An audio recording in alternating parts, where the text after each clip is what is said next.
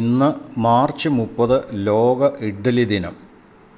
ജനപ്രിയവും പോഷകസമൃദ്ധവും ആവിയിൽ വേവിച്ചതുമായ ദക്ഷിണേന്ത്യൻ പ്രഭാതഭക്ഷണ വിഭവമായ ഇഡ്ഡലിയെ ആദരിക്കുന്നതിനായി എല്ലാ വർഷവും മാർച്ച് 30 ലോക ഇഡ്ഡലി ദിനം ആഘോഷിക്കുന്നു.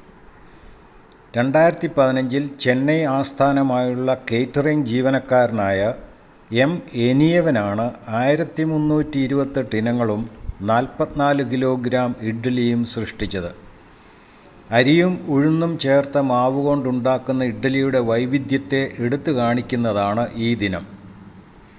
ലോകമെമ്പാടും, പ്രത്യേകിച്ച് ഇന്ത്യയിൽ, ഇഷ്ടപ്പെടുന്ന ആരോഗ്യകരമായ കുറഞ്ഞ കലോറിയുള്ള ഭക്ഷണ വിഭവത്തിൻ്റെ ആഘോഷമാണ് ഇന്ന്.